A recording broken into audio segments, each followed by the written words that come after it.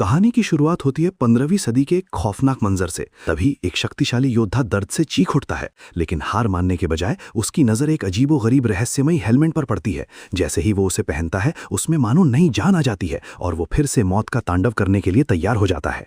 पर रुकिए, ये कोई हकीकत नहीं बल्कि एन का एक भयानक सपना था जो वो चर्च में देख रही थी। माहौल देखिए, चर्च में सिर्फ महिलाएं ही नजर आ रही हैं क्योंकि शहर के सारे मर्द सिविल वॉर में अपनी जान की बाजी लगा रहे हैं।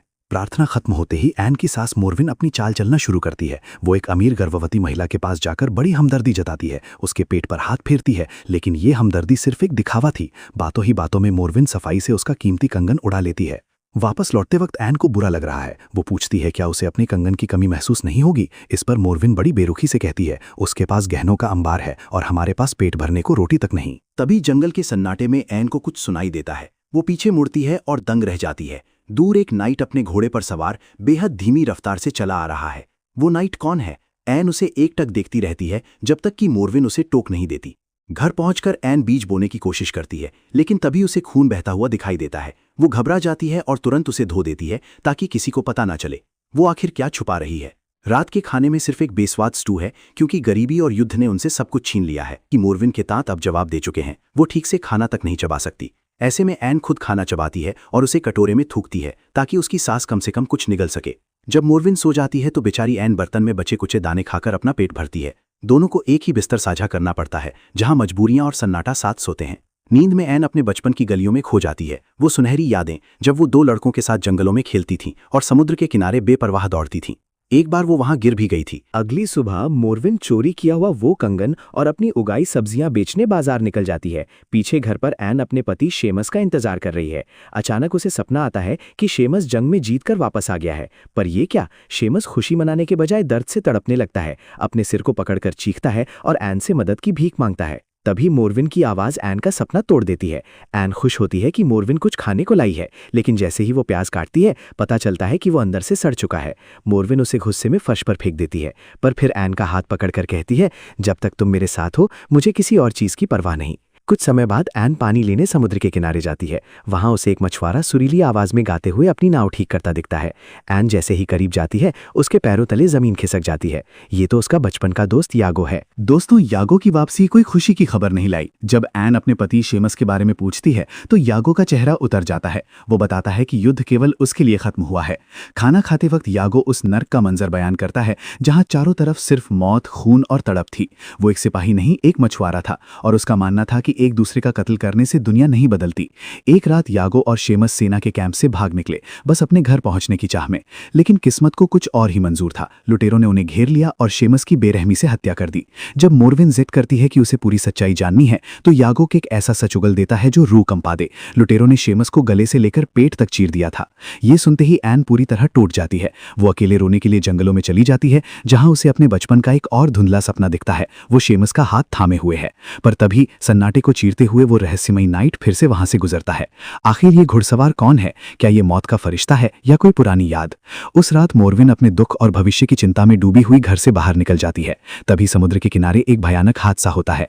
एक नाव चट्टानों से टकराकर चकनाचूर हो जाती है। एक नौजवान मलबे से रेंगते हुए बाहर निकलता है। चारों तरफ अपने साथियों की लाशें देखकर वो अभी संभल भी नहीं पाता कि क्रूरता की सारी हदें पार हो चुकी हैं। मोरविन एन को बुलाती है ताकि वे उन लाशों से पैसे और कीमती सामान लूट सके। एन उन बेजान शरीरों को देखकर कांप उठती है और दुआएं मांगने लगती है, लेकिन मोरविन वो बड़ी बेशर्मी से झूठ बोलती है कि वो नौजवान भी दूसरों की तरह डूबकर मरा था, जबकि हकीकत कुछ और ही थी। उस रात लूट के पैसों से उनके घर में पहली बार भरपेट खाना पकता है, मगर क्या ये खाना सुकून देगा? अगली सुबह जब एन बगीचे में काम कर रही होती है, उसकी रूह फना हो जाती है। वो नाइट दूर खड़ा उसे एकटक घूर रहा है। डर के मारे एन घर के अंदर भागती है और खिड़की से उस पर नजर रखती है। जब वो घबराकर मोरविन को बताती है तो मोरविन उसे पागल करार दे देती है और कहती है, ये सिर्फ तुम्हारा वहम है। चर्च जाते वक्त एन यागो को अनदेखा करने की कोशिश करती है, लेकिन वो उसका पीछा नहीं छोड़ता। यागो साथ चलने की जिद करता है तो एन उसे मर्यादा की याद दिलाती है। मुझे किसी पराये मर्द के साथ नहीं घूमना चाहिए। तभी यागो उसे एक ऐसा जख्म कुरेदने वाला सच याद दिलाता है जो एन बर्दाश्त नहीं कर पाती। याद रखो एन, तुम्हारा पति अब मर चुका है। चर्च के बाद यागो उनके घर तक आता है और मोरविन से दोस्ती बढ़ाना चाहता है, लेकिन मोरविन का गुस्सा साथ में आसमान पर है। वो एन को लेकर अंदर चली जाती है। पीछे से यागो उसे गाली देता है। घर के अंदर मोरविन एक बड़ा खुलासा करती है। वो कहती है कि उसे यागो बचपन से ही पसंद नहीं था। उसकी आंखों में शेमस के लिए हमेशा जलन और नफरत रहती थी। मोरविन को यकीन है कि यागो अब लालची हो चुका है, लेकिन एन अब भी अपने पुराने दोस्त का बचाव करती है। मोरविन अब एन पर अपना शिकंजा और कसती जा रही है। वो उसे धमकाती है कि अगर उसने उसकी बात नहीं मानी तो उसे सीधे नरक में घसीटा जाएगा। सुरक्षा के नाम पर उसे कैद किया जा रहा है। लेकिन दूसरी तरफ यागो अब भी हार नहीं मान रहा। जब भी एन शहर जाती है वो सड़कों पर उसका इंतजार करता है और दोनों छुप छुप कर बातें करते हैं। वहीं जंगल में वो रहस्यमयी नाइट आज भी अपनी सवारी जारी रखे हुए है, मानो वो किसी बड़ी तबाही का इंतजार कर रहा हो। एक दोपहर जब एन घर लौटती है तो देखती है कि मोरविन ने रास्ते में मिले एक पुजारी को दावत पर बुलाया है। एन को अपनी आंखों के सामने अपने घर का आखिरी खाना उस पुजारी को खाते हुए देखना पड़ता है। पुजारी एहसान चुकाने के लिए अपनी तीर्थ यात्रा के दौरान जमा की गई कुछ पवित्र निशानियां और गहने दिखाता है। एन उनकी खूबसूरती देख दंग रह जाती है, लेकिन पुजारी उन्हें बेचने की कोशिश करता है। मोरविन साफ कह देती है कि उनके पास फूटी कौड़ी भी नहीं है। पर तभी मोरविन एक अजीब सवाल पूछती है, क्या किसी को पता है कि तुम लौट आए हो? पुजारी का जवाब होता है नहीं। और बस जैसे ही पुजारी प्रार्थना के लिए झुकता है, मोरविन पीछे से उस पर झपट्टा मारती है और उसका गला रेत देती है। एन की चीख निकल जाती है। वो एक पवित्र आदमी था, लेकिन मोरविन के चेहरे पर कोई पछतावा नहीं है। वो चिल्लाकर कहती है कि वो सिर्फ एक ढोंगी था।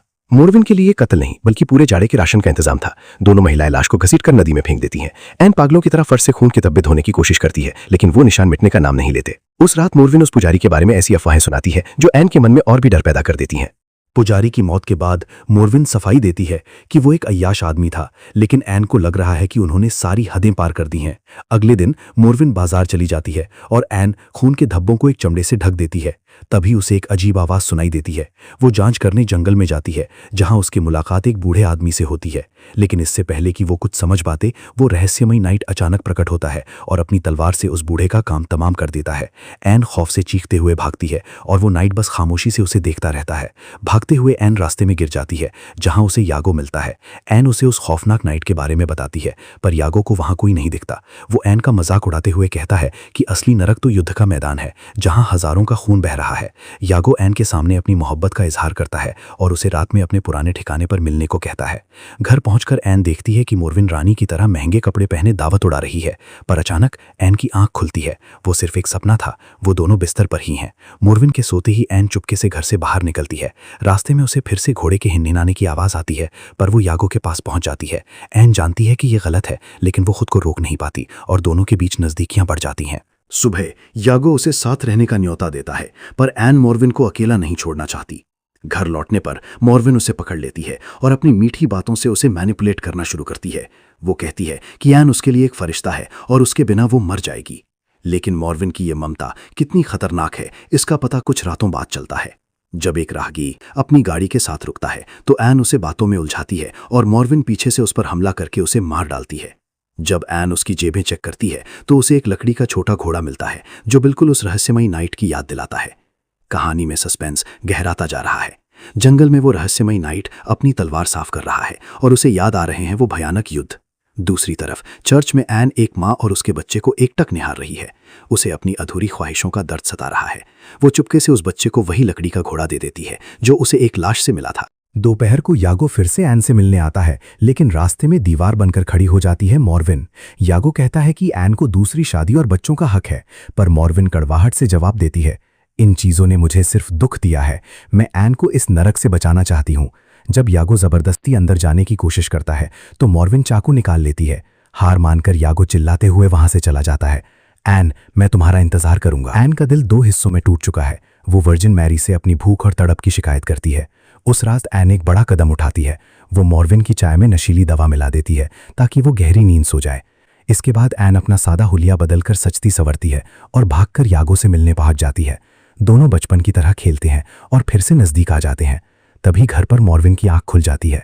एन को गायब पाकर वो उसे ढूंढने निकलती है। तभी उसे घोड़े के टापों की आवाज आती है। वो झाड़ियों में छुपकर चाकू निकाल लेती है। वो रहस्यमयी नाइट वहां पहुंचता है। मोरविन की नजर उसकी सिक्कों की थैली पर पड़ती है।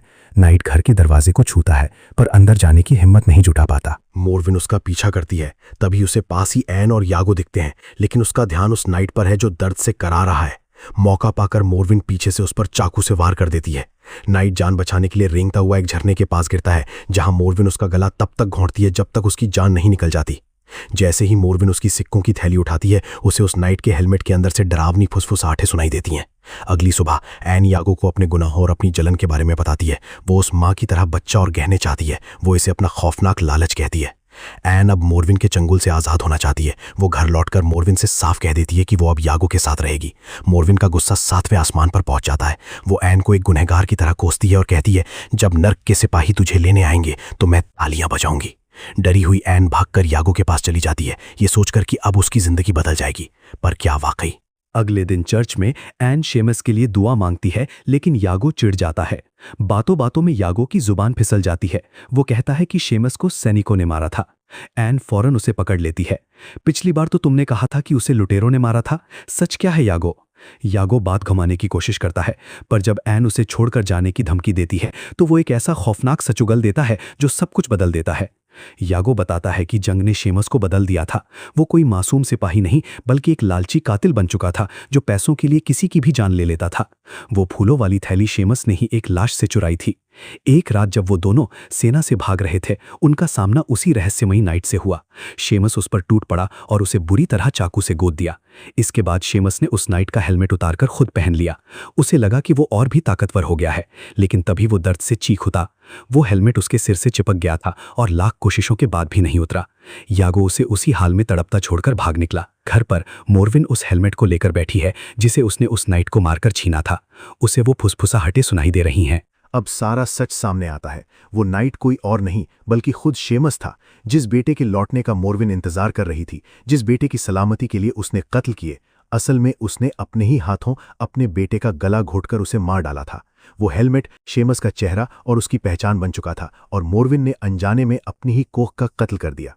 सच तो यह है कि उस रात शेमस को मारने के बाद मोरविन ने खुद वो शापित कवच पहन लिया था। उसका चेहरा पूरी तरह जल चुका था, लेकिन पागलपन की हद देखिए। वो रोते और हंसते हुए बार बार कह रही थी, तुम मेरे पास वापस आ गए। उसने अपने बेटे को मारकर उसे खुद में ही बसा लिया था। चर्च में यागो अपनी कहानी खत्म करता है और कहता है कि उसके पास कोई रास्ता नहीं था, लेकिन एन अब समझ चुकी है कि मोरविन सही थी। यागो सिर्फ एक जलनखोर लड़का है। वो उसे वहीं छोड़कर निकल जाती है। बाहर निकलते ही उसे जमीन पर उसी पुजारी की लाश मिलती है जिसका गला रेता गया था। दहशत तब बढ़ जाती है जब वो रहस्यमयी नाइट फिर से उसके सामने आ खड़ा होता है। एन भागकर घर पहुंचती है, पर नाइट उसका पीछा नहीं छोड़ता। जैसे ही वो नाइट एन पुकारता है, एन के पैरों तले जमीन खिसक जाती है। वो आवाज शेमस की नहीं, मोरविन की है। मोरविन दर्द से तड़प रही है और एन से रहम की भीख मांग रही है। एन हेलमेट उतारने की कोशिश करती है, पर वो मांस से चिपक चुका है। अंत में एन घर से एक क्रॉस उठाती है और मोरविन के सिर पर वार करती है। हेलमेट के 2 टुकड़े हो जाते हैं और सामने आता है मोरविन का झुलसा हुआ खौफनाक चेहरा। जैसे ही हेलमेट टूटता है, उसमें से उन सब की रूहें बाहर निकलती हैं जिनका कत्ल किया गया था। दोनों महिलाएं डर के मारे घर में छुप जाती हैं। अगली सुबह एन को वो हेलमेट फिर से जुड़ा हुआ मिलता है। मोरविन उसे छूने से मना करती है क्योंकि वो शापित है, लेकिन एन कहती है इसका मुझ पर कोई असर नहीं होगा। तभी मोरविन को एन के सिर के पीछे एक दिव्य रोशनी हेलो दिखती है और मोरविन हमेशा के लिए अंधी हो जाती है। अगली सुबह समुद्र किनारे यागो फिर से एन को पाने की कोशिश करता है, पर एन का जवाब पत्थर की लकीर है, मैं किसी की जागीर नहीं हूं। अब घर की कमान पूरी तरह एन के हाथ में है। कहानी के आखिरी सीन में एन जंगल में एक संदूक खोलती है जिसमें वो शापित हेलमेट रखा है। वो उसे उठाती है और उन रहस्यमयी फुसफुसाहटों को सुनने लगती है, मानो अब वो शाप उसकी ताकत बन चुका है। तो दोस्तों, क्या एन अब इस शाप की अगली शिकार बनेगी या वो इसे अपनी ढाल बनाएगी? अपनी राय कमेंट्स में ज़रूर बताएं। अगर आपको ये वीडियो पसंद आई हो तो इसे लाइक करें और शाह स्टूडियो को सब्सक्राइब करके नोटिफिकेशन बेल ज़रूर दबाएं ताकि आप ऐसी ही रोमांचक कहानियां मिस न करें। देखने के लिए शुक्रिया।